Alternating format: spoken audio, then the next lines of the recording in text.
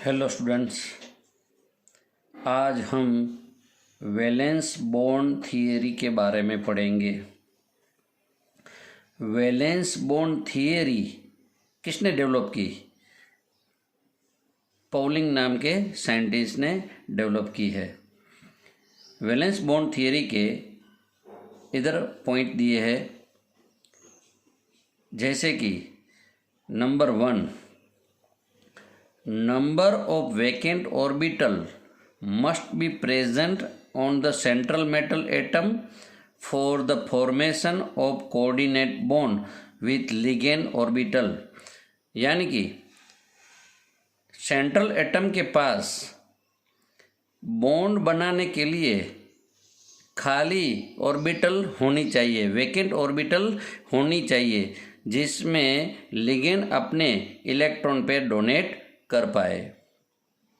Number 2, depending on the total number of bonds to be form the central metal ion can be use appropriate number of atomic orbital.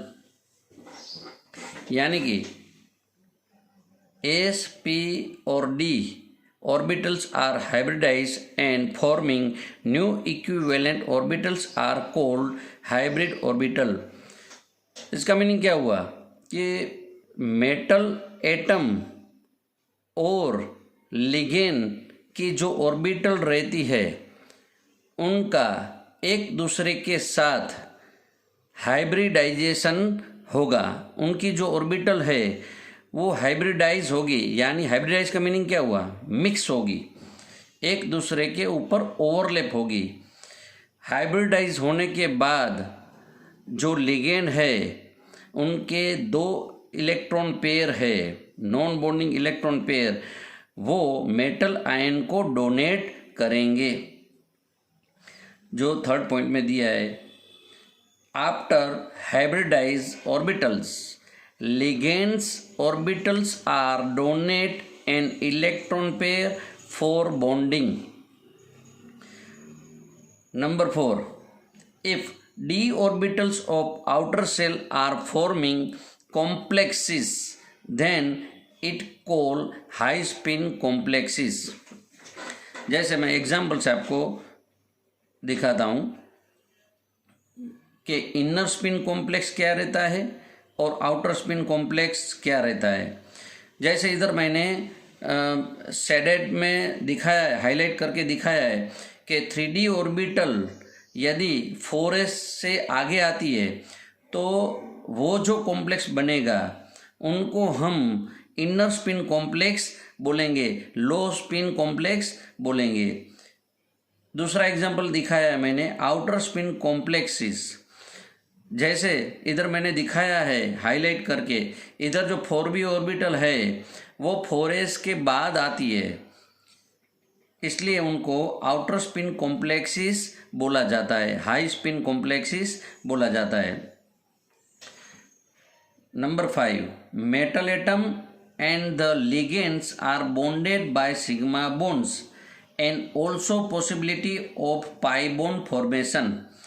यानी कि जो metal और ligand के बीच में जो bond बनेगा वो सिग्मा बॉन्ड रहता है, और कभी कभी बैक बॉन्डिंग भी होता है। जैसे मेटल इलेक्ट्रॉन को लिगेंड जो इलेक्ट्रॉन देगा उनको रिपल्सल करके बैक बॉन्डिंग करेगा, तभी वो पाई बॉन्ड भी बनाता है। अभी हम हाइब्रिडाइजेशन के एग्जाम्पल देखते हैं। जैसे कि सपोज कोई मेटल 4 लिगेंड के साथ जुड़ता है तो उनको हम क्या बोलेंगे? Coordination number 4। यदि 4 लिगेंड के साथ मेटल जुड़ता है, यानी 4 लिगेंड ने अपनी non bonding electron pair metal को डोनेट की, तो हमारे पास 2 ऑप्शन हमको मिलते हैं। जैसे 4 लिगेंड जुड़ता है तो हमारे पास 2 ऑप्शन आते हैं। एक, या वो sp3 हाइब्रिडाइजेशन करेगा या वो dsp2 हाइब्रिडाइजेशन करेगा। sp3 हाइब्रिडाइजेशन यानी क्या? तो जिनमें एक s ऑर्बिटल और 3 पी टाइप की ऑर्बिटल का हाइब्रिडाइजेशन होगा। बॉन्डिंग में वो 4 ऑर्बिटल पार्ट लेगी, इसलिए उनको बोला जाता है sp3 हाइब्रिडाइजेशन। इसी तरह से dsp2 हाइब्रिडाइजेशन क्या है, जिनमें एक d ऑर्बिटल, एक s orbital and 2 p orbital part लेते हैं, उनको हम dsp2 हाइब्रिडाइजेशन कहते हैं। sp3 हाइब्रिडाइजेशन सपोज होता है तो जो कॉम्प्लेक्स रहेगा उनका शेप कैसा मिलेगा हमको, टेट्राहाइड्रल। और यदि dsp2 हाइब्रिडेशन होता है तो उनका शेप हमको कैसा मिलता है, square planar. Suppose 5 ligand metal के साथ जुड़ते हैं, यानी कोऑर्डिनेशन नंबर 5, तो हमें sp3d हाइब्रिडेशन मिलेगा, जिनमें उनका शेप कैसा रहता है, trigonal bye pyramidal, sp3 hybridisation. इसके बाद आता है सपोज कोऑर्डिनेशन नंबर 6, यानी कि 6 इलेक्ट्रॉन पेयर, 6 लिगेंड मेटल को डोनेट करेंगे तो कोऑर्डिनेशन नंबर हमको 6 मिलता है, यानी कि मेटल के साथ 6 लिगेंड ने 6 सिग्मा बॉन्ड बनाए। तो कोऑर्डिनेशन नंबर 6 के भी 2 टाइप है, एक sp3d2 हाइब्रिडाइजेशन और d2 sp3 hybridisation. sp3d2 hybridisation का मीनिंग क्या हुआ, जिनमें एक s ऑर्बिटल और 3 p टाइप की ऑर्बिटल और 2 d टाइप की ऑर्बिटल पार्ट लेंगे हाइब्रिडाइजेशन में, यानी ये ऑर्बिटल एक दूसरे के साथ मिक्स होके नहीं इक्विवेलेंट हाइब्रिड ऑर्बिटल बनाएंगे। तो sp3d2 हाइब्रिडेशन होता है तब उनका शेप हमको कैसा मिलता है, octahedral. Number 2, d2 sp3 hybridization. Suppose इस टाइप का हाइब्रिडेशन होता है तो कॉम्प्लेक्स का शेप हमको कैसा मिलता है, ऑक्टाहाइड्रल।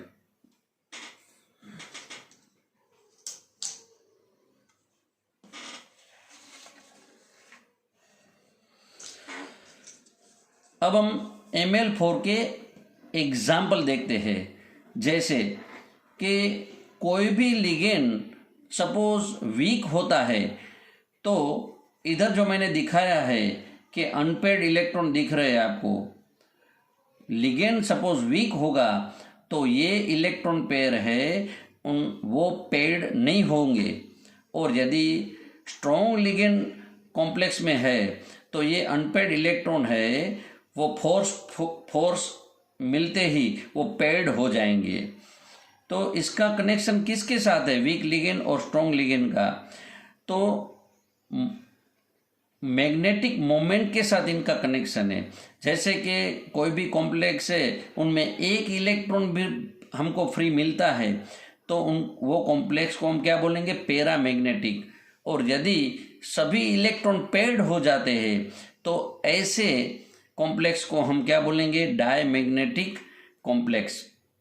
तो मैं ये एग्जाम्पल से आपको समझाता हूँ। जैसे हमारे पास एक एग्जाम्पल है इधर NiCl4-2 टेट्राक्लोराइडो निकलेट, और दूसरा एग्जाम्पल है हमारे पास NiCN4-2 टेट्रासाइनाइडो निकलेट।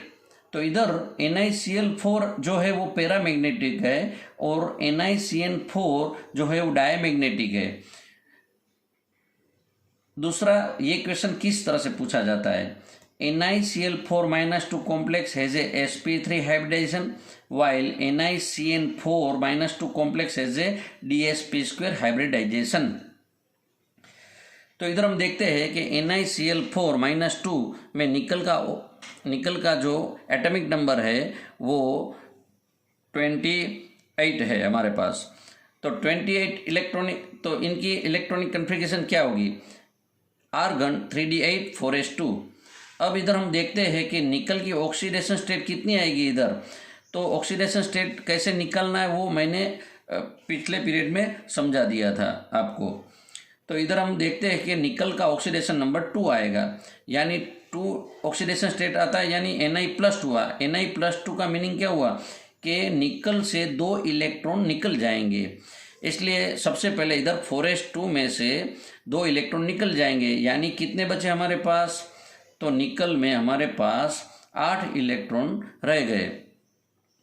अभी जितनी वैकेंट ऑर्बिटल है उनमें जो लिगेंड था वो अपने इलेक्ट्रॉन पेयर डोनेट करेगा। जैसे इधर 4s में 2 इलेक्ट्रॉन पेयर डोनेट करेगा, 1 इलेक्ट्रॉन पेयर, इधर 3p ऑर्बिटल में 2 इलेक्ट्रॉन डोनेट करेंगे, इसलिए 4 लिगेंड जुड़ जाएंगे, ऑर्बिटल का हाइब्रिडाइजेशन होगा। यानी इसमें एक s ऑर्बिटल ने पार्ट लिया 4s की, 4p की 3 ऑर्बिटल ने पार्ट लिया, यानी कौन सा हाइब्रिडाइजेशन मिला हमको, sp-p-p यानी sp3 हाइब्रिडाइजेशन। इधर हम देखेंगे कि Cl जो है वो वीक लिगेंड है। इधर फिगर से हमें पता चलता है कि 2 इलेक्ट्रॉन फ्री हमको मिल रहे हैं, यानी इसका मीनिंग क्या हुआ, n=2। तो हम मैग्नेटिक मोमेंट हमको निकालना हो तो हम कैसे निकालेंगे, इसका एक फॉर्मूला है हमारे पास, √n ब्रैकेट में n+2। n की वैल्यू कितनी मिली, n यानी फ्री इलेक्ट्रॉन तो 2 मिलती है, यानी 2 + 2 2 + 4 2 × 4, इसलिए √8। तो ये कॉम्प्लेक्स में हमें ये पता चलता है कि इलेक्ट्रॉन फ्री है, यानी ये कॉम्प्लेक्स जो है वो पैरामैग्नेटिक हुआ, और इनका हाइब्रिडाइजेशन को कौन सा मिला, sp3 hybridization. Above hybridization we will get 2 free unpaired electron, therefore NiCl4-2 complex is paramagnetic। इसी तरह से जैसे हमने आगे समझा, निकल का atomic number 28, argon 3d8 4s2, इनमें निकल की ऑक्सीडेशन स्टेट 2 आएगी, इसलिए 2 इलेक्ट्रॉन s में से निकल जाएंगे। अभी देखो इधर 2 इलेक्ट्रॉन फ्री थे पहले, अभी Cn उनके साथ जुड़ने के लिए आया है, तो Cn जो है वो स्ट्रॉन्ग लिगेंड है, स्ट्रॉन्ग लिगेंड होने के कारण उनका फोर्स ज़्यादा होगा, इसलिए वो 2 अनपेड इलेक्ट्रॉन को पेड बना देता है। यानी हाइब्रिडाइजेशन कौन सी ऑर्बिटल से स्टार्ट हुआ, 3d की 1, 4s की 1 और 4p की 2, यानी एक d ऑर्बिटल, एक s ऑर्बिटल और 2 p ऑर्बिटल, यानी कि dsp² हाइब्रिडाइजेशन हमको मिलता है। इधर Cn लिगेंड जो है वो स्ट्रॉन्ग लिगेंड है, अनपेड इलेक्ट्रॉन एक भी नहीं दिख रहा है हमको, इसलिए n=0 और मैग्नेटिक मोमेंट क्या हुआ, 0। इसलिए हम क्या बोल सकते हैं, इन above complex nickel Cn4 has a no free electron, therefore it is diamagnetic. तो हमने 4, 5 और 6 का देखा कि कौन सा हाइब्रिडाइजेशन बन रहा है। इसी तरह से जैसे कोऑर्डिनेशन नंबर 2 हो तो sp हाइब्रिडाइजेशन, कोऑर्डिनेशन नंबर 3 हो तो sp² हाइब्रिडाइजेशन। इधर इनको हमने उनका शेप दिखाया है कि जैसे sp होगा तो लीनियर बनेगा, sp² होगा तो वो ट्रायगोनल प्लानर बनेगा। अब हम देखेंगे Ml6 का एग्जाम्पल। जैसे ये कॉम्प्लेक्स दिया गया है हमको CONH3 इसका नेम क्या होगा, hexaammine cobaltate oxidation number 3। Oxidation number 3 यानी कि वो 3 इलेक्ट्रॉन अपने कन्फिगरेशन में से निकाल रहे हैं। तो हमारे पास इनका ऑक्सीडेशन स्टेट, ये इलेक्ट्रॉनिक कन्फिगरेशन है हमारे पास, जिनमें 3d7 4s2, तो 2 इलेक्ट्रॉन 4s2 में से निकलेंगे और 1 इलेक्ट्रॉन d में से निकलेगा। तो नॉर्मल कोबाल्ट की जो इलेक्ट्रॉनिक कन्फिगरेशन है वो हम देख रहे हैं। अभी कोबाल्ट आयन बना तब क्या होगा, तो इनमें से 3 इलेक्ट्रॉन जा रहे हैं और Na3 जो है वो स्ट्रॉन्ग लिगेंड है। स्ट्रॉन्ग लिगेंड होने के कारण जो 2 अनपेड इलेक्ट्रॉन थे वो पेड हो जाएंगे।